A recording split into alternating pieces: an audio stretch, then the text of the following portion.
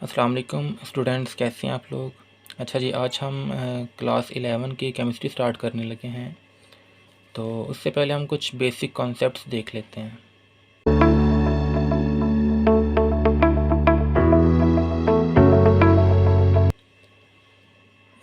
Chemistry को समझने से पहले हम केमिस्ट्री की डेफिनेशन देख लेते हैं जी। केमिस्ट्री बेसिकली है क्या चीज़। कहता है जी, chemistry is a branch of science which deals with the study of structure, composition, properties, reactions, changes in matter, principles and laws which govern these changes।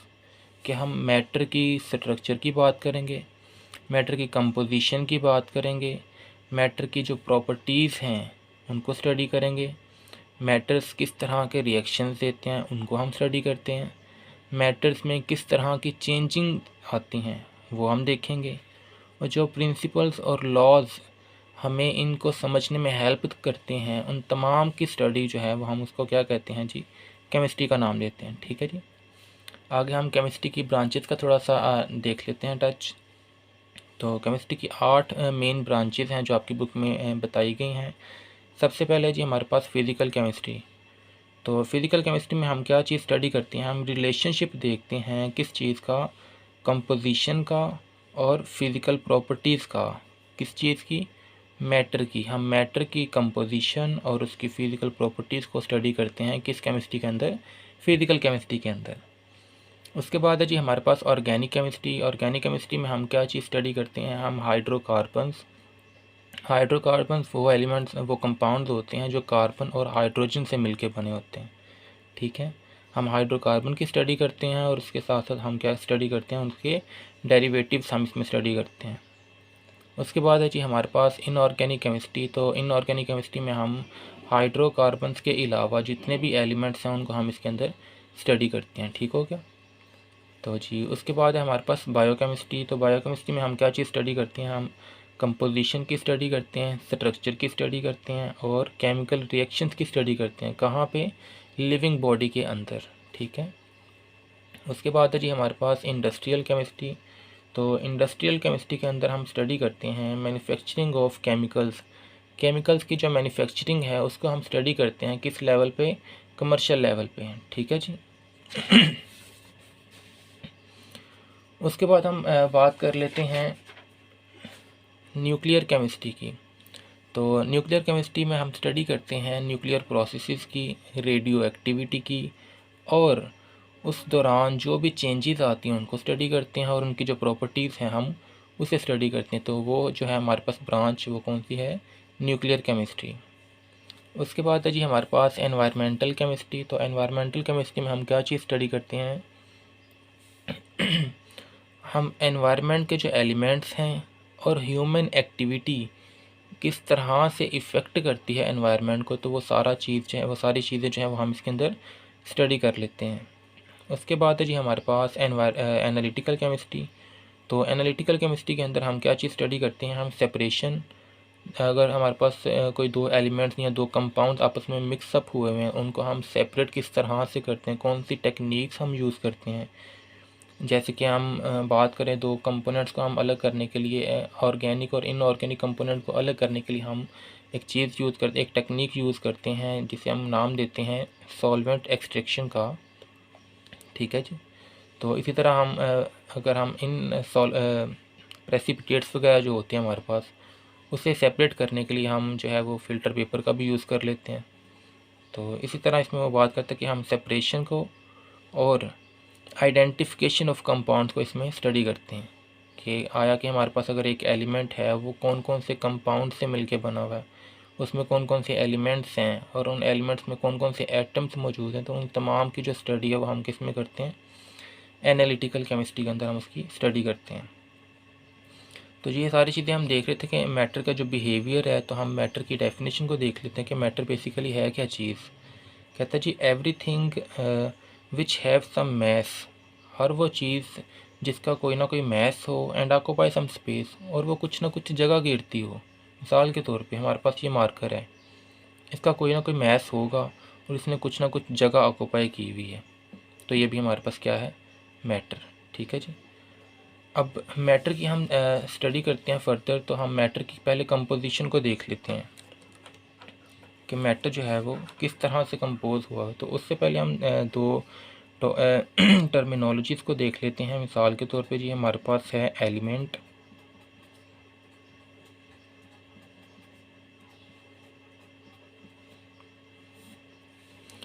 ये एलिमेंट क्या होता है, कहता है जी हमारे पास एलिमेंट जो है वो एक प्योर सब्सटेंस है,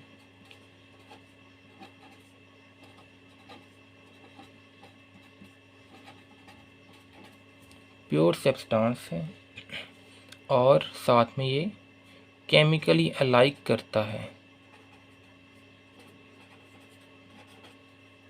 केमिकली अलाइक होता है, मिलता जुलता होता है, एक जैसा होता है। और उसकी क्या प्रॉपर्टी है नेक्स्ट, कि उसका जो एटॉमिक नंबर है वो सेम होता है। ठीक है जी, सेम एटॉमिक नंबर। ठीक है, मिसाल के तौर पे हम बात कर लेते हैं जी सोडियम मेटल की। ठीक है जी, सोडियम मेटल की हम बात कर लेते हैं जी। तो सोडियम मेटल के अंदर जितने भी एटम्स होंगे वो किसके होंगे, सोडियम के होंगे।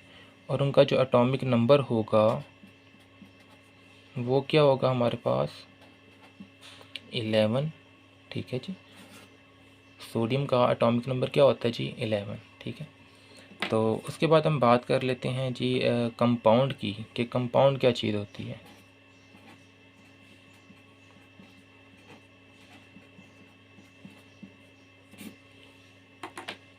तो कंपाउंड बेसिकली क्या होता है, कंपाउंड भी हमारे पास प्योर सब्सटेंस ही होता है,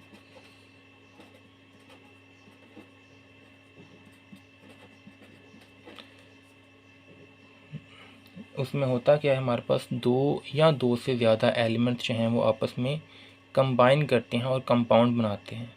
और उन दो या दो से ज़्यादा जो एलिमेंट्स होते हैं उनकी जो कंपोजिशन होती है वो फिक्स होती है। ठीक है, तो मैं यहाँ पे लिख देता हूँ जी, 2 और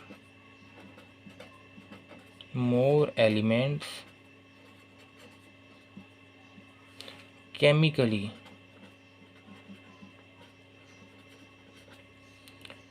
केमिकली कंबाइन करते हैं और उनकी जो रेशो होती है वो क्या होती है, fix ratio, fixed ratio by mass. इस चीज़ का क्या मतलब है हम देख लेते हैं जी। इसमें मिसाल के तौर पे हम वाटर के मॉलिक्यूल को देख लेते हैं। तो वाटर क्या होता है हमारे पास, H2O। तो इस वाटर के अंदर हाइड्रोजन की जो कंपोजिशन है, हाइड्रोजन की जो है कंसनट्रेशन है वो कितनी है हमारे पास, 2। और वाटर की ऑक्सीजन की कितनी है, 1।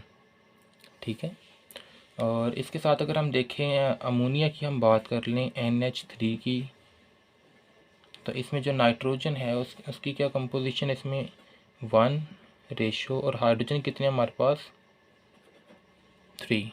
ठीक है जी, इसी के साथ अगर हम बात कर लें मीथेन गैस की, तो मीथेन में क्या होता है हमारे पास, CH4। और CH4 में कार्बन जो है उसकी वो क्या है कंसनट्रेशन, 1। और हाइड्रोजन कितनी कंसनट्रेशन में है, 4 कंसनट्रेशन में। ठीक है जी, तो ये हमने इसकी कंपोजिशन की बात की जिसमें हमने इसकी रेशो भी देख लिया। ठीक है, अब मैटर की जो है वो हम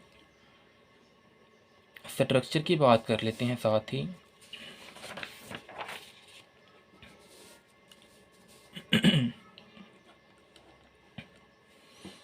मैटर की हम स्ट्रक्चर की बात कर लेते हैं।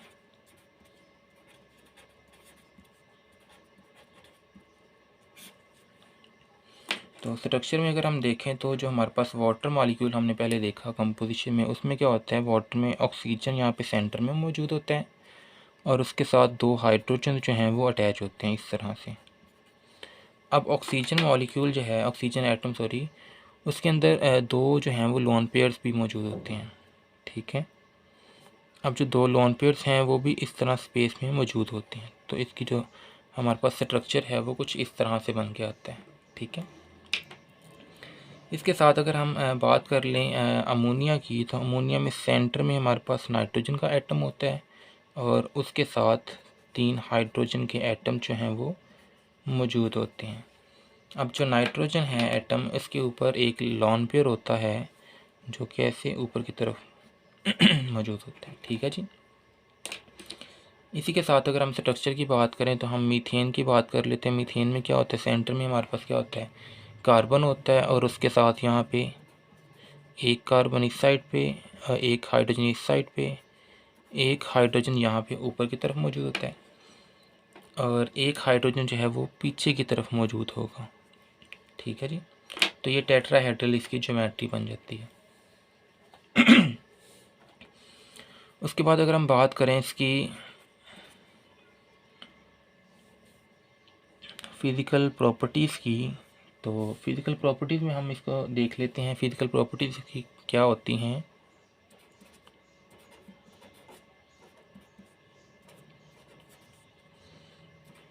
फ़िज़िकल प्रॉपर्टीज़,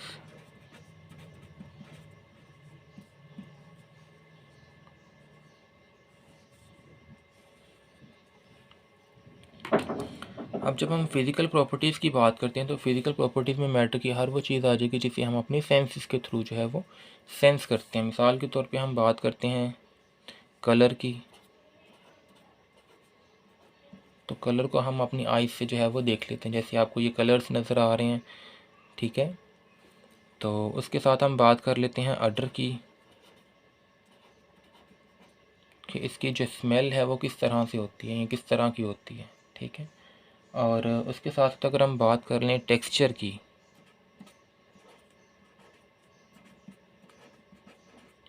टेक्सचर से मुराद जैसे कि आप देखते हैं हमारे पास स्टोन वगैरह हो या कोई पत्थर वगैरह हो, तो उसकी जो सरफेस है वो थोड़ी सी रफ़ टाइप होती है। ठीक है। जब आप उसे ऐसे टच करते हैं तो वो थोड़ी सी रफली अपीयरेंस देते हैं, तो इसको हम टेक्सचर का नाम देते हैं। ठीक है। और उसके साथ साथ हम देख लेते हैं जी डेंसिटी के बारे में। डेंसिटी क्या चीज़ होती है हमारे पास, density is equal to mass over volume. ठीक है जी। तो अब हम देख लेते हैं जी इसकी केमिकल प्रॉपर्टीज़ के बारे में।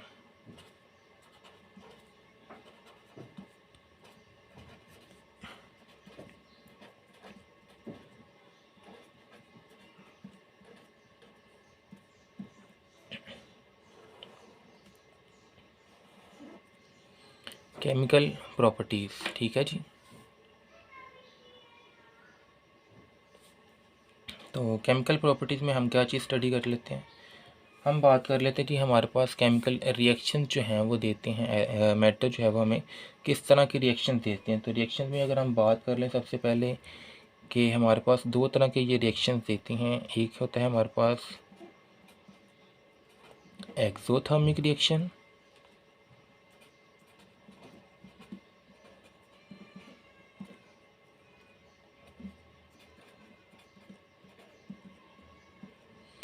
एक्सोथर्मिक रिएक्शन से मुराद, एक्सो का मतलब होता है रिलीज़ होना या निकलना, और थर्मिक मीन हीट।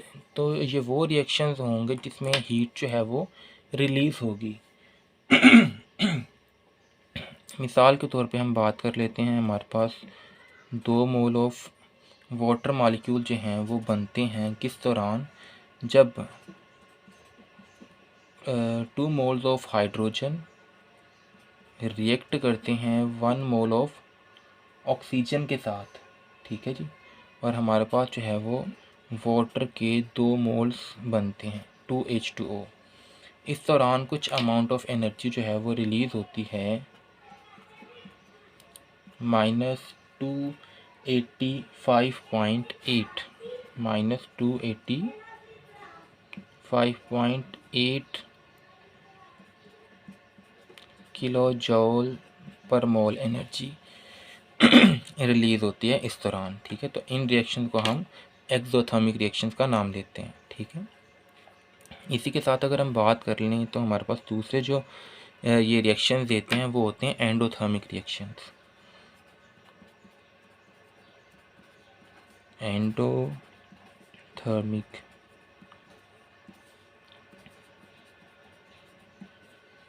अब एंडोथर्मिक रिएक्शंस में क्या होता है हमारे पास कि हीट जो है वो एब्जॉर्ब होती है। मिसाल के तौर पे अगर हम रिएक्शन की बात करें कि नाइट्रोजन जो है वो ऑक्सीजन के साथ, 1 mole of nitrogen 1 mole of oxygen के साथ जब रिएक्शन करते हैं और हमारे पास 2 मोल ऑफ नाइट्रोजन ऑक्साइड जो है वो बनती है, और इस दौरान जो है वो एनर्जी गेन होती है। कितनी गेन होती है? 180.5।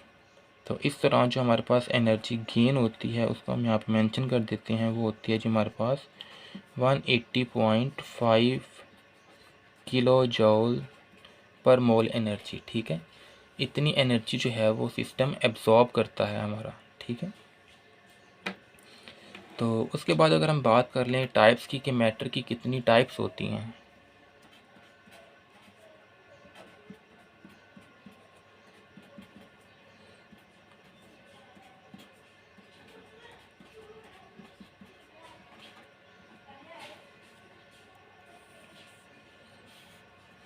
मैटर की टाइप्स की अगर हम बात करें तो 4 टाइप्स हैं जो आपने स्टडी की है। मैट्रिक लेवल में आपने 3 जो हैं वो पढ़ी होंगी। तो उसके साथ साथ अगर हम देखें तो फोर्थ जो मैटर है, स्टेट ऑफ मैटर, वो क्या है? सबसे पहले आपने पढ़ा जी हमारे पास जो है वो मैटर की गैसियस स्टेट होती है। सेकेंडली आपने पढ़ा होगा कि मैटर जो है वो लिक्विड फॉर्म में भी एग्जिस्ट करती हैं। और थर्ड में आपने पढ़ा है जी सॉलिड्स। ठीक है, और फोर्थ स्टेट ऑफ मैटर क्या जी हमारे पास? प्लाज्मा। ओके जी, तो अगर हम बात करें गैसेस की तो गैसेस में जो मॉलिक्यूल्स होते हैं वो हमारे पास, अगर हम ये एक सिलेंडर लें और सिलेंडर में हम शो करें कि जो गैसेस हैं वो किस तरह से प्रेजेंट होती हैं, तो हमारे पास जो गैस के मॉलिक्यूल्स हैं वो इतनी ज़्यादा स्पेस में मौजूद होते हैं एक दूसरे से, बहुत ज़्यादा। इनकी ना ही कोई शेप होती है और ना ही इनका कोई वॉल्यूम होता है। गैसेस को जिस शेप में आप डालें तो ये उसी तरह की शेप इख्तियार कर लेते हैं, और इनका कोई ना कोई भी वॉल्यूम जो है वो नहीं होता। ठीक है, और जो हमारे पास गैसेस होती हैं वो एक दूसरे से कितनी दूर होती हैं? 300 times of their diameter, of their diameter. तो इसके बाद अगर हम नेक्स्ट बात करें हमारे पास जो लिक्विड है उसमें क्या चीज़ है, तो लिक्विड की अगर हम बात करें तो लिक्विड में जो मॉलिक्यूल्स हैं वो गैसेस की निस्बत ज़्यादा क्लोजली पैक होते हैं। ठीक है, लेकिन होते वो रैंडम है। इनका डेफिनेट वॉल्यूम तो होता है बट इनके दरमियान जो डेफिनेट स्पेस है वो नहीं होती। ठीक है, सॉरी, डेफिनेट शेप नहीं होती इनकी। अगर इनकी हम बात करें तो इनका जो है वो डेफिनेट वॉल्यूम तो इनका डेफिनेट होता है। ठीक है जी, वॉल्यूम तो इनका डेफिनेट होता है, लेकिन जो इनकी शेप है वो डेफिनेट नहीं होती।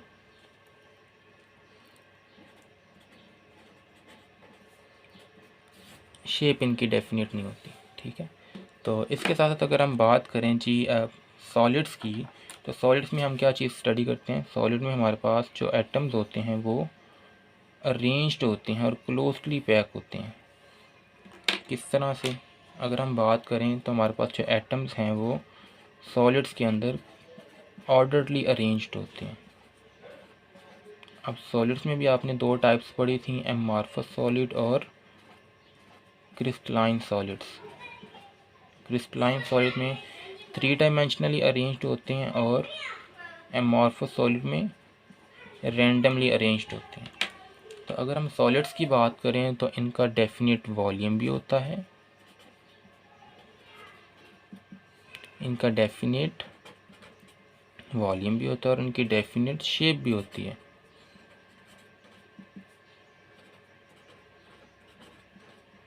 ठीक हो गया जी। अच्छा जी, अब हम स्टार्ट करते हैं एटम के बारे में कि जो एटम है वो बेसिकली क्या होते हैं।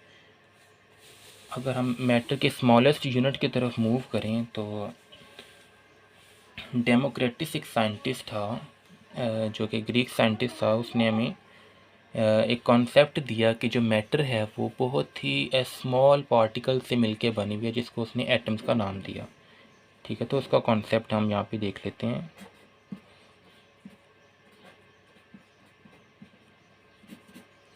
कि बेसिकली एटम जो है वो हमारे पास क्या चीज़ होती है। हमारे पास जो ग्रीक फिलोसोफर था डेमोक्रेटिस, उसके बारे में हम देख लेते हैं।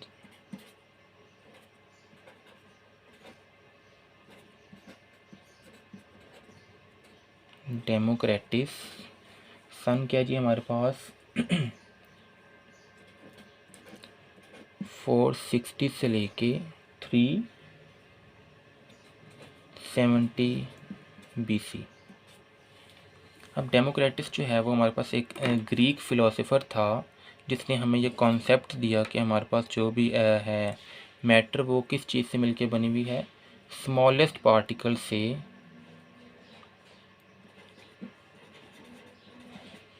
मैटर जो है वो किन चीज़ों से मिलके बनी है, स्मॉलेस्ट पार्टिकल।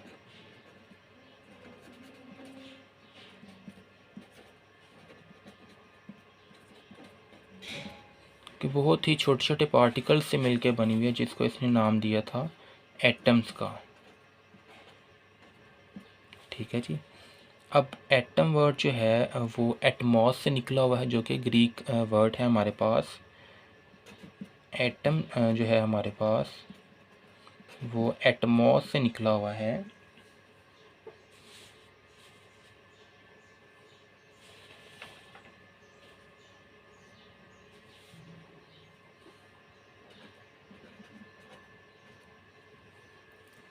एटम जो है हमारे पास वो एटमॉस से निकला हुआ है, जिसका मतलब है जी हमारे पास इनडिविजिबल।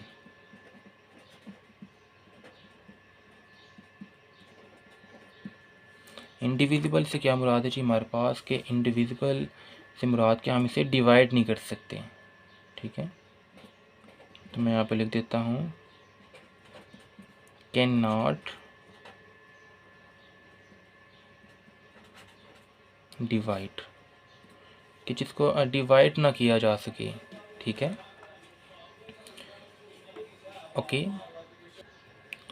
तो जी उसके बाद हम बात करते हैं क्वांटिटेटिव स्टडी की, कि मैटर्स की हम क्वांटिटेटिव स्टडी की अगर हम बात करें,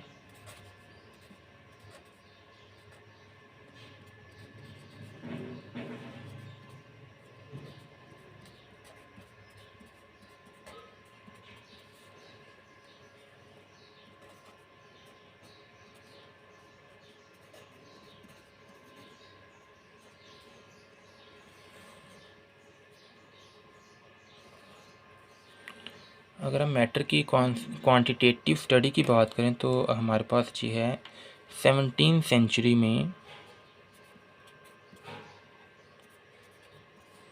17वीं सेंचुरी में हमारे पास मैटर की जो है वो क्वांटिटेटिव स्टडी की गई। क्वांटिटेटिव स्टडी से क्या मुराद है जी हमारे पास, वो कहता है जी जो है बहुत से एलिमेंट्स जो हैं वो कंबाइन करते हैं और हमारे पास जो है वो एक कंपाउंड बनाते हैं।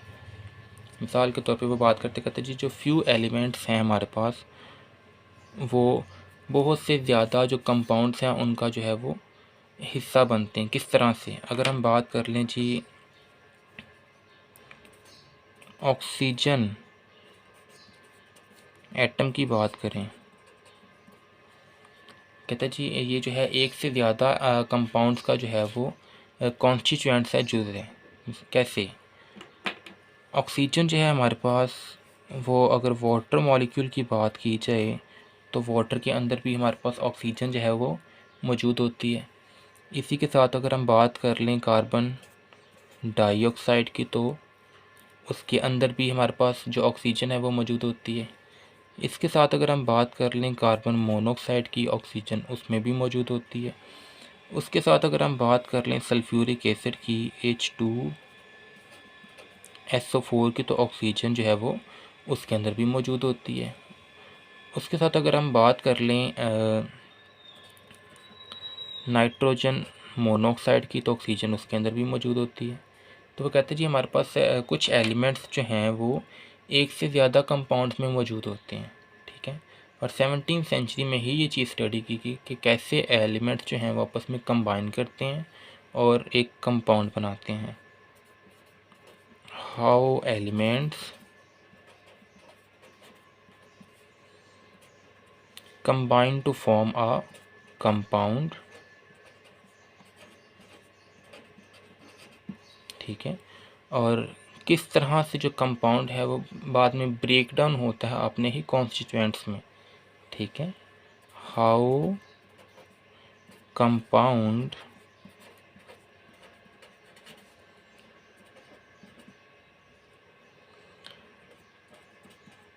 break down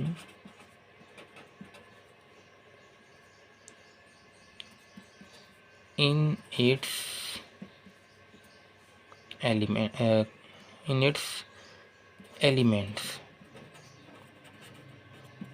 ठीक है जी। तो जैसे अगर हम बात कर लें कि 2 मोल ऑफ हाइड्रोजन जो हैं वो 1 मोल ऑफ ऑक्सीजन के साथ रिएक्ट करते हैं और हमारे पास 2 मोल ऑफ वाटर बना देते हैं। कहते हैं किस तरह से एलिमेंट्स जो हैं वो आपस में कंबाइन करते हैं और कंपाउंड बना देते हैं हमारे पास, और फिर ये कंपाउंड जो है ये दोबारा से डिसोसिएट हो जाता है किसके अंदर, अपने कॉन्स्टिट्यूएंट्स एलिमेंट्स के अंदर, ठीक है।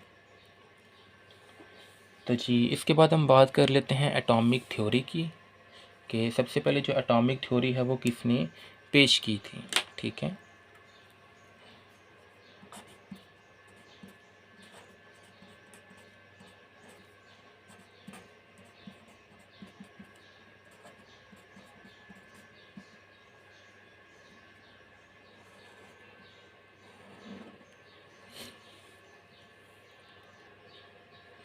तो एटॉमिक थ्योरी की अगर हम बात करें तो उसमें बात करते कहते हैं जी हमारे पास एटॉमिक थ्योरी को सबसे पहले जो है वो बताया था जॉन डाल्टन ने। तो जी हमारे पास है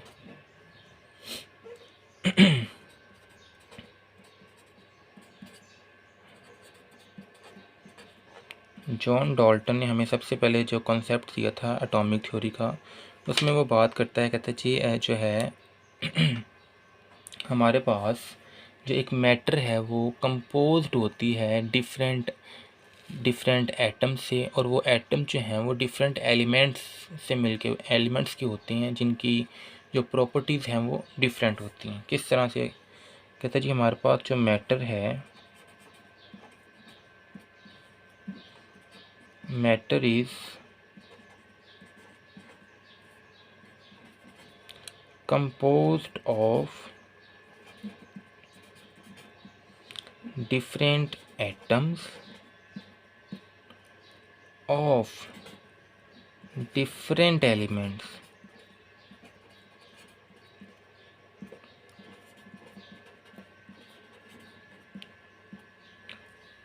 जो हमारे पास मैटर है वो क्या करती है, वो कंपोज्ड है, वो मिलके बनी है किससे, डिफरेंट एटम्स से, और वो एटम्स जो हैं वो डिफरेंट एलिमेंट्स के हैं और उनकी जो प्रॉपर्टीज़ हैं एंड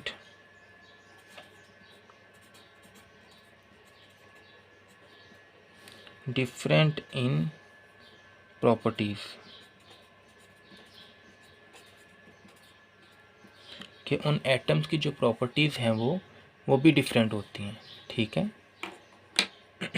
मिसाल के तौर पे अगर हम बात कर लें 2-3 कंपाउंड की, जैसे हमने पीछे स्टडी किया वाटर की, ठीक है, इसकी जो प्रॉपर्टीज़ हैं वो डिफरेंट होंगी। इसके साथ अगर हम बात कर लें कार्बन डाइऑक्साइड की, तो इसकी जो प्रॉपर्टी है वो इससे डिफरेंट होगी। इसी तरह हम बात कर लें सल्फ्यूरिक एसिड की, H2SO4, तो ऑक्सीजन जो है इनमें सेम है, लेकिन इसके साथ यहाँ पे हाइड्रोजन है, यहाँ पे कार्बन है, और यहाँ पे हाइड्रोजन और सल्फ़र चीज़ जो है वो मौजूद है। अब इन सब की जो प्रॉपर्टीज़ है वो डिफरेंट है। अगर हम बात कर लें ऑक्सीजन की, तो ऑक्सीजन तीनों में प्रेजेंट है, लेकिन ऑक्सीजन जब 2 हाइड्रोजन के साथ मिलके बॉन्ड बनाता है तो वो वाटर मॉलिक्यूल बनाता है, और उसकी जो प्रॉपर्टी है वो डिफरेंट होती है। जब 2 ऑक्सीजन के एटम एक कार्बन के साथ बॉन्ड बनाते हैं और कार्बन डाइऑक्साइड बनती है, उसकी प्रॉपर्टी जो है वो डिफरेंट होती है। इसी तरह अगर हम ऑक्सीजन की बात करें सल्फ्यूरिक एसिड में, तो यहाँ पे इसकी जो प्रॉपर्टी है वो डिफरेंट होगी। ठीक है जी। तो इसके साथ हम बात कर लेते हैं आगे जी कि जो हमारे पास एटम है उसकी डेफिनेशन क्या है।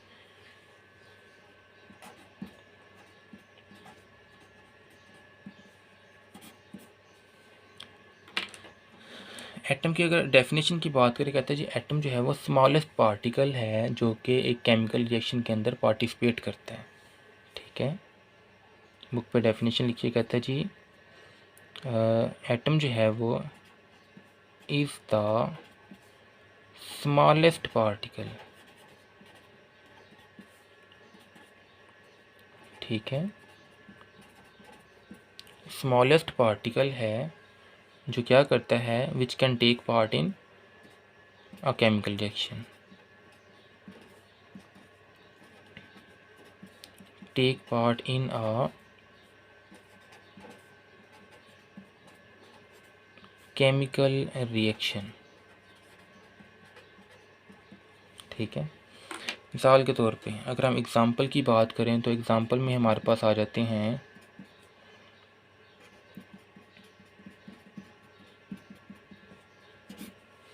अगर हम एग्ज़ाम्पल की बात करें तो एग्ज़ाम्पल में हम अगर बात करें जी, हमारे पास हीलियम है। हीलियम जो है वो उसका एटम है। साथ ही अगर हम नियोन की बात कर लें जो कि हमारे पास नोबल गैसेस हैं, इनके जो एटम्स हैं वो इंडिपेंडेंटली एग्जिस्ट करते हैं। ठीक है जी, एग्जिस्ट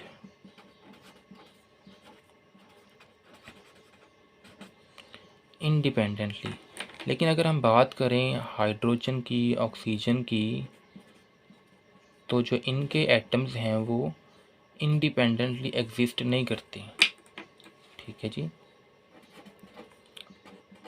डू नॉट एग्जिस्ट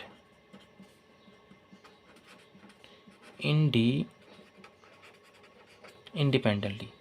तो ये किस तरह से एग्जिस्ट करते हैं, ये हमारे पास जो है वो मॉलिक्यूल की फॉर्म में जो है वो एग्जिस्ट करते हैं।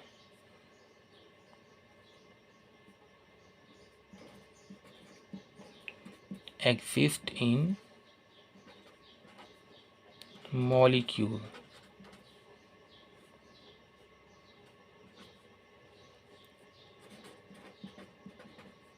तो ये जो है हमारे पास मॉलिक्यूल की फॉर्म में जो है प्रेजेंट होते हैं। ठीक है जी। तो उसके साथ साथ अगर हम बात कर लें एटम जो है, एटम किन चीज़ों से मिलके बना हुआ है, एटम की सब एटॉमिक पार्टिकल्स की अगर हम बात कर लें,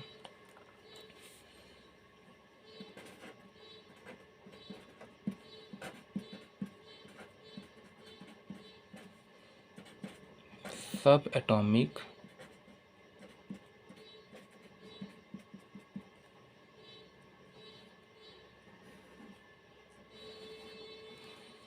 सब एटॉमिक पार्टिकल्स की अगर हम बात करें तो इसमें कहता है जी हमारे पास मोर देन 100 पार्टिकल जो हैं वो एक एटम के अंदर प्रेजेंट होते हैं।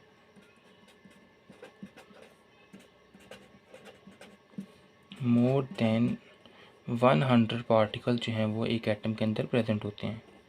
मोर देन 100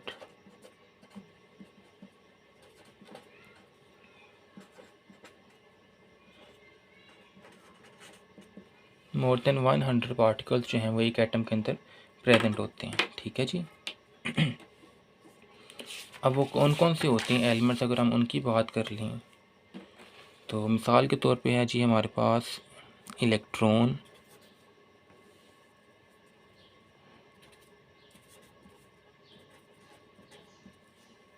ठीक है, हम इलेक्ट्रॉन की बात कर लेते हैं। उसके साथ हमारे पास है जी प्रोटॉन, उसके साथ है हमारे पास neutron, positron, hyperon, neutrino, anti neutrino,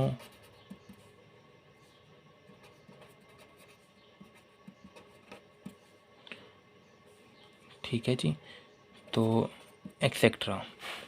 तो इसके अलावा भी बहुत से हमारे पास पार्टिकल्स हैं जो कि हमारे पास एक एटम के अंदर मौजूद होते हैं, ठीक है। तो उसके साथ साथ अगर हम बात कर लें एटम्स के अंदर जो इसके बेसिक और फंडामेंटल पार्टिकल्स हैं वो कौन कौन से हैं, ठीक है जी। तो एटम के जो फंडामेंटल पार्टिकल्स हैं उनको अगर हम देखें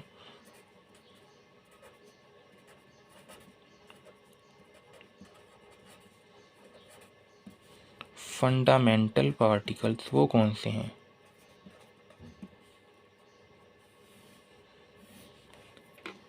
उसमें आ जाता है सबसे पहले हमारे पास इलेक्ट्रॉन,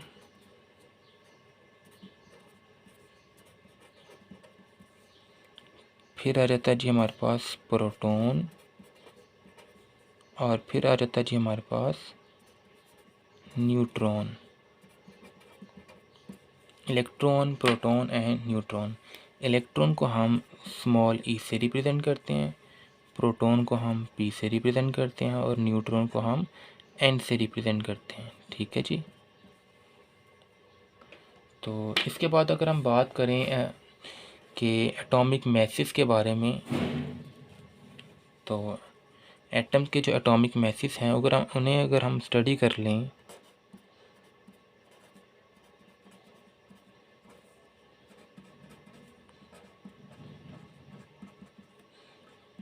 एटॉमिक मैसेस, तो एटॉमिक मैसेज के लिए अगर हम बात करें तो जे बर्जेलियस हमारे पास एक साइंटिस्ट है जिसने सबसे पहले एटॉमिक मैसेज जो हैं वो कैलकुलेट किए, ठीक है।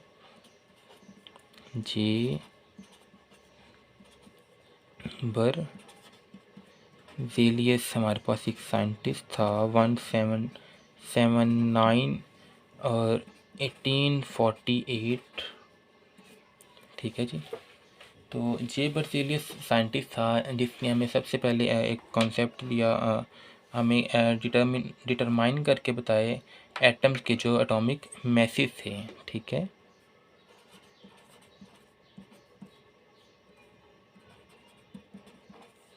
डिटरमाइन द एटॉमिक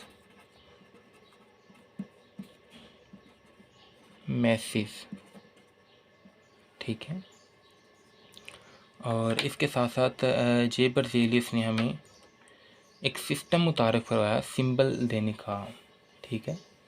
हम एलिमेंट को सिंबल देते हैं, जैसे हम बात कर लें कार्बन को हम सी से रिप्रेजेंट करते हैं, हाइड्रोजन को हम एच से रिप्रेजेंट करते हैं, ठीक है। नाइट्रोजन को हम एन से, फ्लोरीन को एफ से, क्लोरीन को सी एल के साथ हम रिप्रेजेंट करते हैं। तो ये सिस्टम जो था वो भी किसने मुतारफ़ करवाया था, वो जे बर्जेलियस ने, ठीक है। गिव अ सिस्टम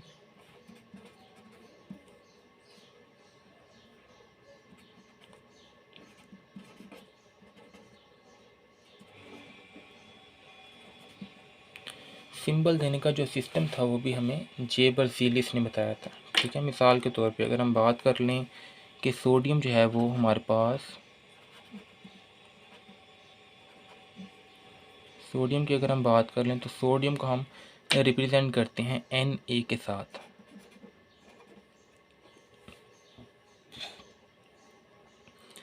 और इसके साथ अगर हम बात कर लें हाइड्रोजन की,